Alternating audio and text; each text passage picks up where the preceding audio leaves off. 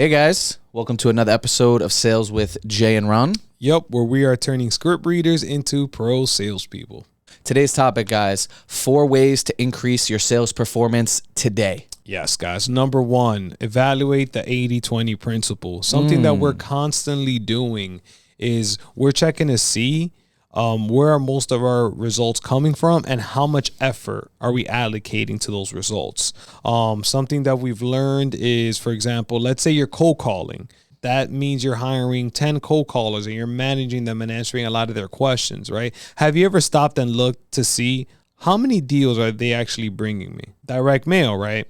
Low effort, but how much deals is it bringing to you? Maybe, I don't know, maybe your direct mail, which is low effort, right? Just mailing is bringing, 90% of your deals, right? Shouldn't it be better to double down with that and lose out on the cold calling that you're doing? Or let's say cold calling is you're killing it with cold calling, right? Not a lot of money down. You don't need a lot of money to cold call. You're cold calling, you're getting all your deals and you're spending a ton on direct mail, right?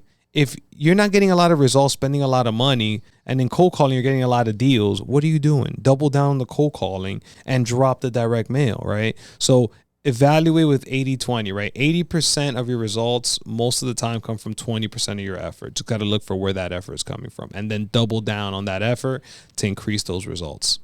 Well said. Next one up on the list that we're going to talk about is scale by hiring out. So if you want to make sure that your sales performance is going up, it's not about hiring so many people, it's about hiring the right people. So that's why you can definitely grow your sales performance if you have really good sales trainers in place to onboard another few sales reps so that then you can actually grow your business the way you want to instead of just hiring people who aren't actually believing in your core values or whatever you feel like you actually need to get more sales or deals at the end of the year. Yep.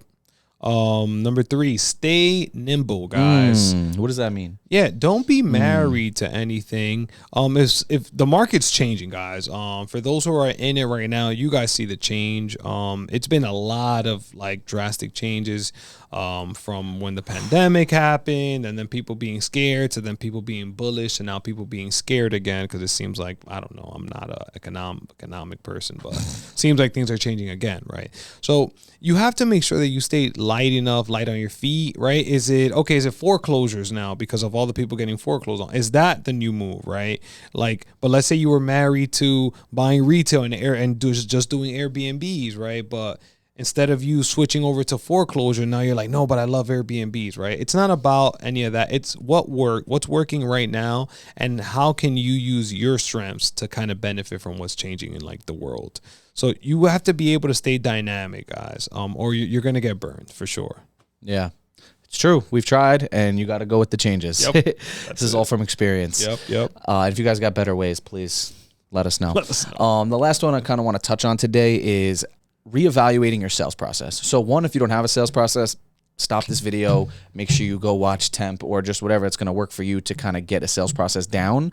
But then after that, every quarter, Ronnie and I like to reevaluate our sales process. That doesn't mean we're making any crazy changes. That doesn't mean we're throwing it out, but we're also just like, okay, in the last couple of months, how many deals have we gotten? Is there anything we can do better in our day-to-day conversations with these sellers to be more effective to get a deal? Sometimes that's us just taking out a little bit about when we talk more about ourselves. Let's make it more about the seller, because it's obviously doesn't matter about the cash offer side. Maybe it's about how do I explain customizing an offer. Whatever it is in your business, the whole point is every few months, make sure you reevaluate your sales process so that you can sharpen those tools to have better conversations with sellers. Yep. At the end of the day, guys, it's all about getting deals. That's all we're married to. We don't care like if our process was great last year, it might not be this year. That's okay. The goal is to keep getting deals, man. And if you Jagger mentioned Temp, if you guys want to learn more about it, which I strongly recommend, just click this video right here. Boom. Solid.